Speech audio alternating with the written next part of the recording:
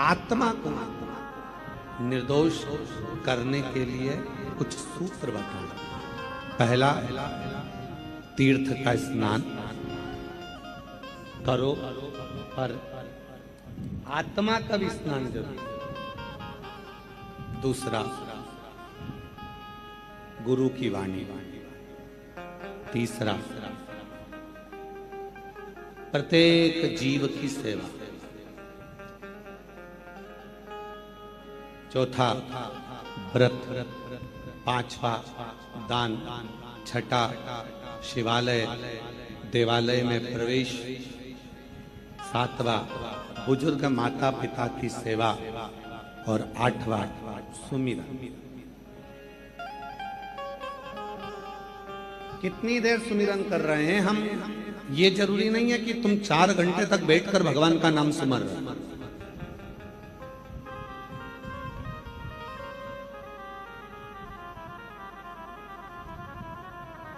कितनी देर सुमिरन कर रहे हैं हम, ये जरूरी नहीं है कि तुमने 2 घंटा, 4 घंटा, 6 घंटा, 8 घंटा भगवान के मंत्र का सुमिरन करा।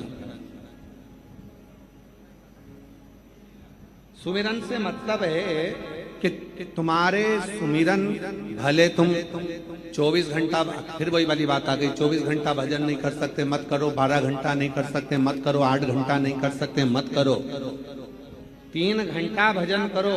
3 घंटा भी भजन नहीं कर सकते तो 1.5 घंटा करो, 1.5 घंटा नहीं कर सकते तो आधा घंटा करो, पर भजन करो। और आधा घंटा भी सुमिरन नहीं कर सकते तो 15 मिनट करो। 15 मिनट भी सुमिरन नहीं कर सकते तो 5 मिनट करो। और 5 मिनट सुमिरन नहीं कर सकते तो 1 मिनट करो। और 1 मिनट भी सुमिरन नहीं कर सकते तो चुल्लू भर पानी में डूब मरो।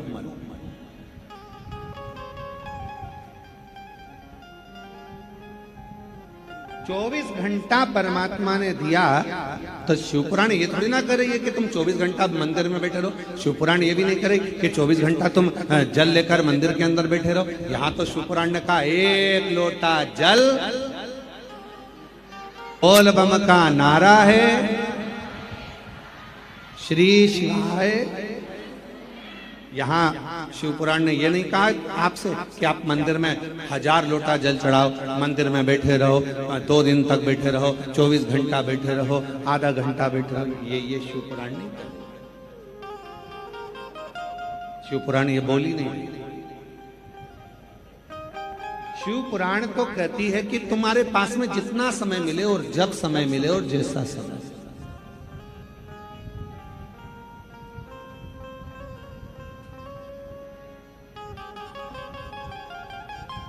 जितना समय तुमको मिले, आधा घंटा, 10 मिनट, 5 मिनट, 2 मिनट, 1 मिनट, जितना, बस उतना उसका सुमिरन कर।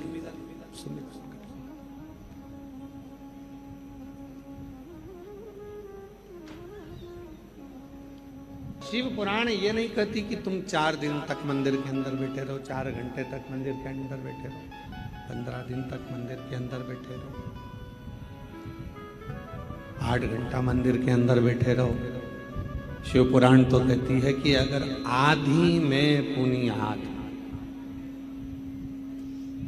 एक क्षण भी आप शिव के पास बैठे रहो, बस उतना बहुत।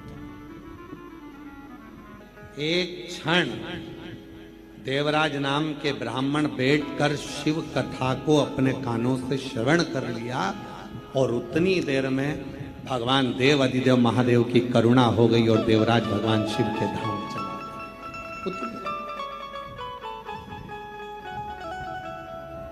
तो क्षण।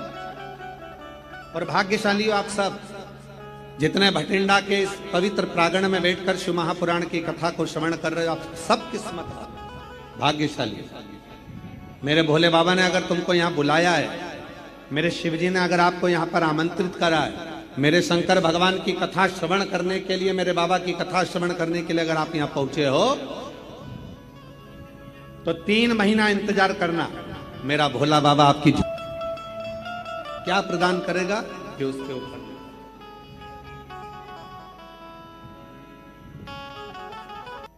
10 घंटा 12 घंटा बैठ गए सुमिरन करने, मन ही नहीं लग पाया तो शिव कैसे मिले? कि भगवान भोलेनाथ मिले तो मिले कैसे?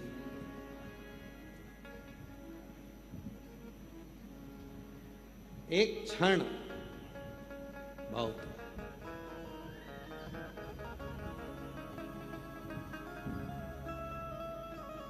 जन्म होता है, बच्चे का प्रसव होता है, मृत्यु होती है,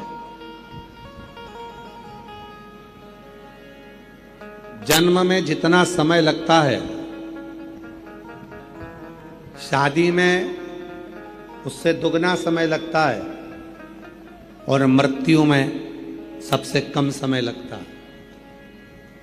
हिचकी आई और एक में तो प्राण छोड़। सबसे कम समय लगने वाला अगर कुछ है तो मौत है, मृत्यु। समय एक लगेगा, चुटकी का समय लगेगा, चलेगा। एक क्षण में प्राण छूट जाए, एक क्षण।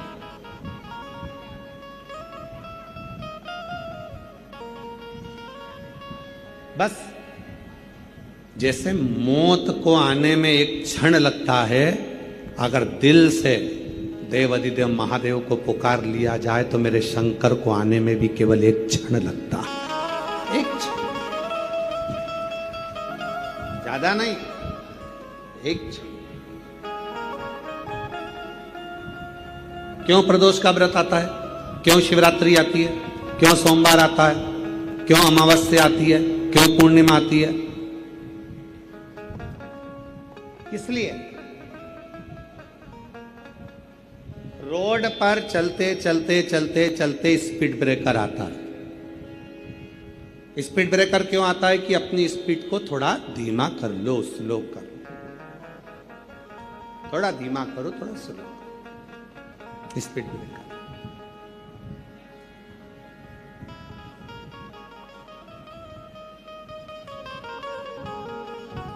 बीच बीच में पुलिस वाले भी खड़े रहते हैं।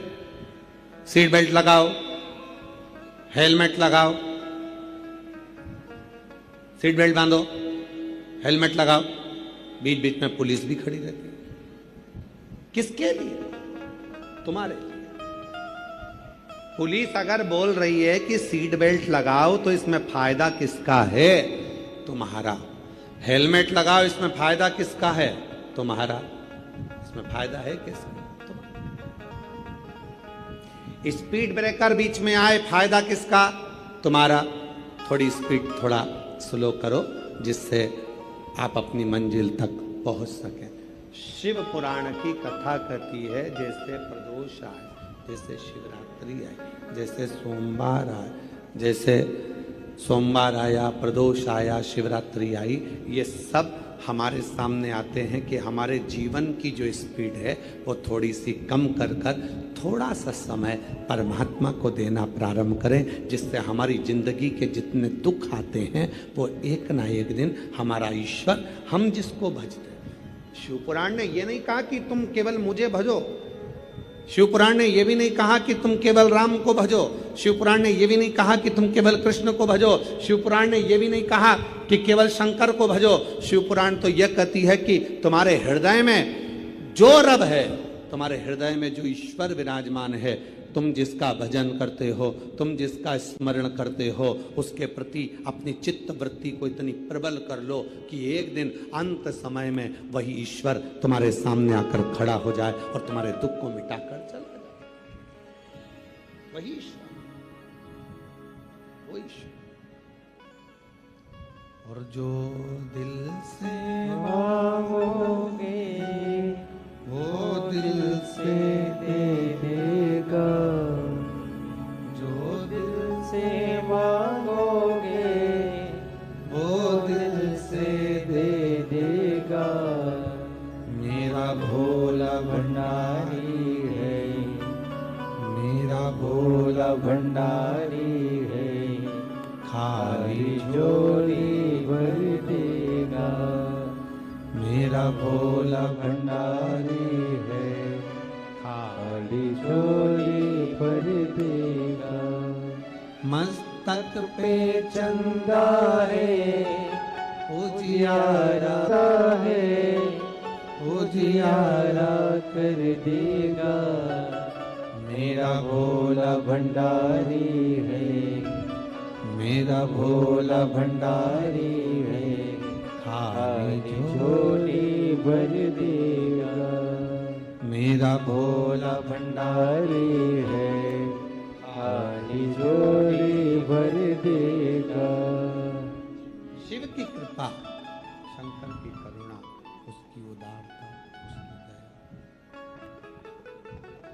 जब तक नहीं होती तब तक जीवन का कोई दुख मिट नहीं सकता। सबकी सुनता है, मेरी भी सुनता। हम आप लोगों से भी कहते हैं एक संबंध शिव जी से जोड़ लो, एक संबंध शंकर जी से जोड़ लो, पिता मान लो उसको। शिव पुराण की कथा में आया करो तो ये कहकर आया करो घर वालों को कि मैं मायके में जा रही हूं, 7 दिन अपने बाप से मिलूंगी और मेरा पिता मुझे कुछ देकर भेजेगा, ये निश्चित। और बिना उसकी कृपा के कुछ मिल नहीं सकता।